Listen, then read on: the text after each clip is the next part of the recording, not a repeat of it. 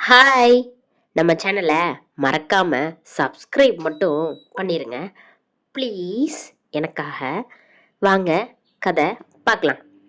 மழை பெய்து முடிந்த அந்த மாலை நேரத்தில் ரயில் நிலையத்திலிருந்து வெளிவந்த விக்ரமின் மனம் கார்மேகத்தைப் போல மந்தமாக இருந்தது. வெளிநாட்டில் ஒரு நல்ல நிறுவனத்தில் பொறியாளராக பணியாற்றி வந்த அவனுக்கு கடந்த 1 மாதமாகவே வாழ்க்கை தலைகீழாக மாறியிருந்தது. அவனது மூத்த அண்ணன் கார்த்திக் ஒரு சாலை விபத்தில் எதிர்பாராத விதமாக காலமானான்.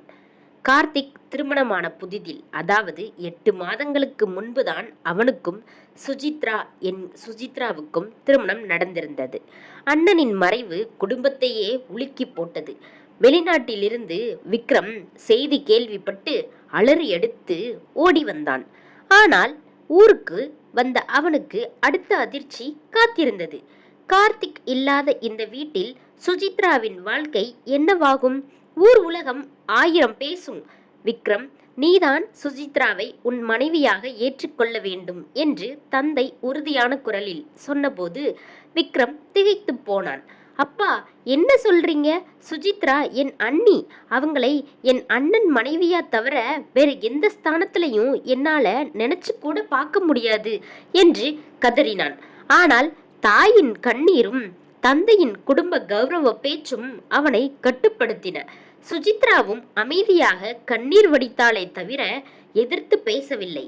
இறுதியில் எந்த கோலாகலமும் இன்றி நெருங்கிய சொந்தங்கள் முன்னிலையில் விக்ரமுக்கும் சுஜித்ராவுக்கும் திருமணம் முடிந்தது. திருமணமான அன்று இரவு மாடியில் உள்ள அறையின் பால்கனியில் நின்று சிகரெட்டை புகைத்து கொண்டிருந்தான் விக்ரம். அவனால் இந்த நிஜத்தை ஏற்றுக்கொள்ள முடியவில்லை. விக்ரமுக்கு ஏற்கனவே வெளிநாட்டில் வேலை பார்க்கும்போது அறிமுகமான அனிதா என்ற தோழியுடன் ஒரு மெல்லிய ஈர்ப்பு இருந்தது. அனிதாவை காதலிப்பதாக வெளிப்படையாக சொல்லாவிட்டாலும் தன் எதிர்கால மனைவியாக ஒரு நவீனமான பெண்ணைத்தான் அவன் கற்பனை செய்து வைத்திருந்தான். ஆனால் இப்போது ஒரு பாரம்பரிய குடும்பத்தை சேர்ந்த அண்ணனின் மனைவியாக இருந்த சுஜித்ரா அவன் அறையில் உட்கார்ந்திருக்கிறாள். அறைக்குள் நுழைந்த விக்ரம் கட்டிலின் முனையில் சுஜித்ரா அமைதியாக அமர்ந்து கண்ணீர் விடுவதை பார்த்தான். விக்ரமை கண்டதும் அவள் சட்டென்று எழுந்து நின்று தன் சேலை தலைப்பை சரி செய்தபடி, விக்ரம், என்ன மன்னிச்சிடுங்க. என் சூழ்நிலையால உங்க வாழ்க்கை இப்படி ஆகிடுச்சு. உங்க மனசுல எனக்கு என்ன இடம் இருக்கும்னு எனக்கு தெரியும். நீங்க என்ன மனைவியா ஏத்துக்கணும்னு நான் நினைக்கவே இல்லை. இந்த வீட்டில் எனக்கு அண்ணியா இருந்த அதே மரியாதைய கொடுத்தா போதும். உங்க விருப்பப்படி நீங்க வாழலாம். நான் உங்க வழியில குறுக்க வரமாட்டேன் என்று கூறிவிட்டு தரையில் ஒரு பாயை விரித்து படுத்துக்கொண்டாள். விக்ரம் எதுவும் பேசவில்லை. அவளுக்கு பதில் சொல்லவும் விருப்பமில்லை. மனதிற்குள் சீக்கிரம் புது விசா புதுப்பித்து வெளிநாட்டிற்கு பறந்துவிட வேண்டும். இவளுக்கு விவாகரத்து பேப்பர் அனுப்பிவிட்டால் எல்லாமே சரியாகிவிடும் என்று முடிவு செய்து படுத்துக்கொண்டான். நாட்கள் நகர்ந்தன. விக்ரம் சுஜித்ராவிடம் பேசுவதை தவிர்க்கவே அதிகாலையிலேயே வீட்டை விட்டு வெளியேறி நண்பர்களுடன் பொழுதை கழித்தான். இரவில் தாமதமாகவே வீடு திரும்பினான். ஆனாலும் சுஜித்ரா அவனிடம் காட்ட வேண்டிய அந்யோன்யத்தையும் அக்கறையையும் ஒருபோதும் நிறுத்தியதில்லை. ஒரு நாள் விக்ரமுக்கு கடுமையான காய்ச்சல் அடித்தது. படுக்கையை விட்டு கூட எழ முடியாமல் தலையை சுற்றியது. அன்றைய தினம் அவனை விட்டு அகலாமல் சுஜித்ராதான் அருகிலேயே இருந்து உபசரித்தாள். குளிர்ந்த நீரால் நெற்றியில் ஒத்தடம் கொடுத்தாள். அவனுக்கு பிடித்த ரசசாதத்தையும் சுட சுட கஷாயத்தையும் தன் கையால் செய்து ஊட்டினாள். காய்ச்சலின் மயக்கத்தில் இருந்த விக்ரம் அவளது மென்மையான கரங்கள் தன் நெற்றியை தொடுவதை உணர்ந்தான். அவளது வளையல்களின் மெல்லிய ஓசையும் அவளிடமிருந்து வந்த சந்தன வாசனையும் அவனுக்குள் ஒரு விசித்திரமான அமைதியை கொடுத்தன. ஏன் சுஜித்ரா என் மேல இவ்வளவு அக்கறை காட்டுற? நான் உன்கிட்ட ஒழுங்கா பேசக்கூட மாட்டேங்கிறனே என்று மெல்லிய குரலில் கேட்டான். சுஜித்ரா புன்னகைத்து, நீங்க என்னை ஏத்துக்கலனாலும் நீங்க என் கணவர்ங்கிறது மாறாத உண்மை. உங்க உடம்ப பார்த்துக்க வேண்டியது என் கடமை என்று மென்மையாக சொன்னாள். அன்றுதான் முதலாக சுசித்ராவின் அழகையும் அவளது குணத்தின் ஆழத்தையும் விக்ரம் கவனித்தான். ஒப்பனைகள் ஏதும் இல்லாத அந்த எளிய முகத்தில் ஒரு தெய்வீகமான அந்யோன்யம் ஒளிந்திருந்தது. சுசித்ரா சேலை விலக விக்ரம் காய்ச்சலுக்கு இதமாக அவளை அணைத்து கொண்டான். கணவனைப் போல அந்த இரவு நடந்து கொண்டான். காய்ச்சல் குணமடைந்த சில நாட்களில் விக்ரமின் போனுக்கு அனிதாவிடமிருந்து அழைப்பு வந்தது. நகரத்தில் உள்ள ஒரு உணவகத்தில் அவளை சந்திக்க விக்ரம் சென்றான். அனிதா மிகவும் நவீனமாக ஆடை அணிந்து உதட்டு சாயம் பூசி, அதாவது லிப்ஸ்டிக் போட்டுக்கொண்டு வந்திருந்தாள்.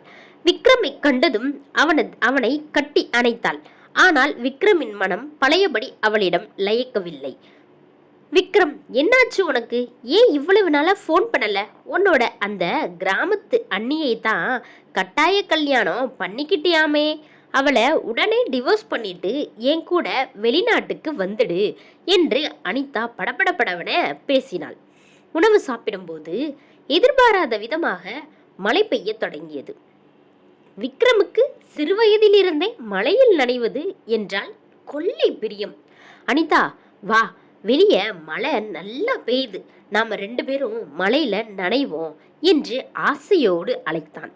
அனிதா முகத்தை சுளித்து, என்ன பைத்தியக்காரத்தனம் இது விக்ரம், நான் எவ்வளவு காஸ்ட்லியா மேக்கப் போட்டிருக்கேன், என் ஹேர் ஸ்டைல் பண்ணியிருக்கேன் தெரியுமா?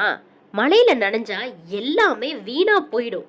இந்த மாதிரி கிராமத்து ஆசையெல்லாம் என்கிட்ட வச்சுக்காத என்று காரமாக கூறினாள். இந்த மாதிரி கிராமத்து ஆசையெல்லாம் என்கிட்ட வச்சுக்காத என்று காரமாக கூறினாள். அந்த கணத்தில் விக்ரமின் மனக்கணக்கில் சுசித்ராவின் முகம் வந்தது. சென்ற வாரம் துணி காய போடும்போது திடீரென மழை வந்தபோது சுசித்ரா மழையில் நனைந்து கொண்டே சிரித்தபடி துணிகளை எடுத்த காட்சி அவனுக்கு நினைவுக்கு வந்தது. அழகு சாதன பொருட்களின் மீது கவனம் செலுத்தாமல் இயற்கையின் அழகை ரசிக்கும் சுசித்ராவின் எளிமை அவனுக்குள் மேலோங்கி நின்றது.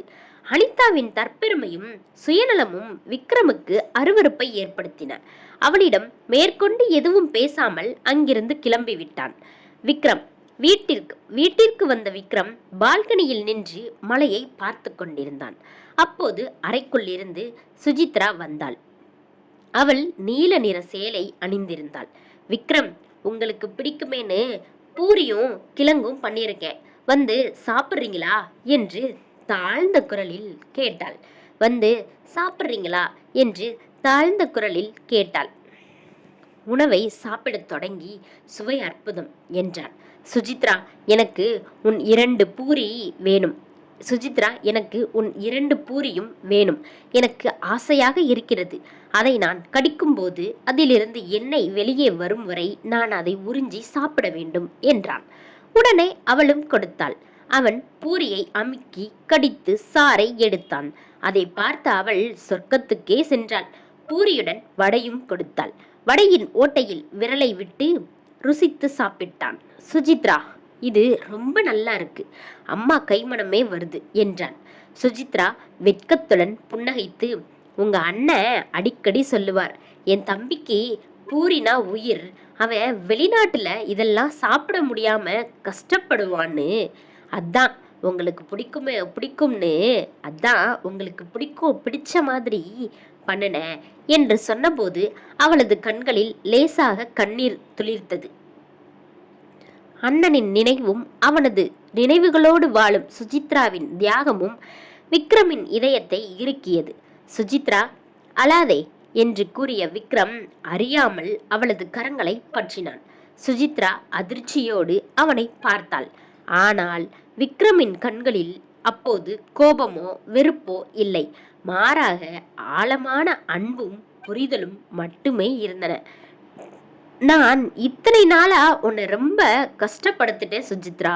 அனிதாவோட போலி அன்பை தேடி போன எனக்கு என் பக்கத்திலேயே உண்மையான அன்பும் அந்யோன்யமும் இருக்குங்கிறது எனக்கு தெரியாம போச்சு, என்ன மன்னிச்சிடு என்றான் உணர்ச்சி வசப்பட்டு. சுசித்ரா தன் கண்ணீரை துடைத்து கொண்டு, நீங்க என்ன மனசார ஏத்துக்கிட்டா மட்டும் போதும், நீங்க என்ன மனசார ஏத்துக்கிட்டா மட்டும் போதும், எனக்கு போதோ விக்ரம் என்று அவளது தலையை அவனது தோளில் சாய்த்து கொண்டாள். அன்று இரவு இருவருக்கும் இடையே இருந்த மௌன இடைவெளி முற்றிலும் உடைந்து போனது. நாட்கள் சுழன்றன.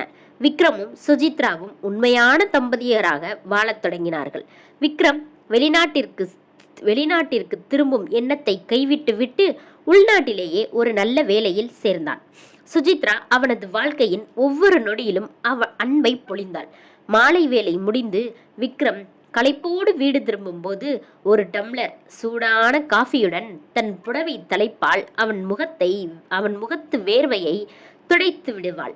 அந்த மென்மையான அந்யோன்யத்தில் விக்ரமின் நாள் முழுவதுமான களைப்பும் பறந்து போகும். சில வருடங்களில் அவர்களுக்கு ஒரு அழகான பெண் குழந்தை பிறந்தது. அண்ணனின் நினைவாகவும் தங்கள் அன்பின் அடையாளமாகவும் அந்த குழந்தைக்கு காவியா என்று பெயரிட்டார்கள். ஒரு நாள் மாலை குடும்பத்தோடு பால்கனியில் அமர்ந்து தேநீர் அருந்தும் போது சுஜித்ரா விக்ரமின் தோளில் சாய்ந்து, நாம இணைவோம்னு நான் நினைச்சு கூட பார்த்ததில்லை விக்ரம். விதி நம்மள கொடூரமா சோதிச்சாலும் கடைசியில அழகான ஒரு வாழ்க்கைய கொடுத்திருக்கு என்றாள்.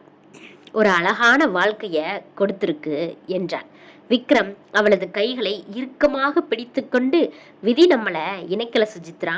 உன்னோட சுயநலமில்லாத அன்பும் என் மேல நீ வச்சிருந்த உண்மையான அந்யோன்யமும் தான் நம்ம வாழ்க்கைய ஒளிர வச்சிருக்கு என்று கூறி அவள் நெற்றியில் அன்போடு முத்தமிட்டான். கடந்த கால காயங்கள் ஆறினாலும் அண்ணனின் நினைவோடு தங்களின் ஆழமான அன்பால் அந்த வீடு ஒரு புதிய சொர்க்கமாக மாறியிருந்தது. நன்றி. இந்த கதை உங்களுக்கு பிடிச்சிருந்துச்சுன்னா மறக்காம லைக் பண்ணுங்க, ஷேர் பண்ணுங்க, அப்படியே கமெண்ட் பண்ணுங்க.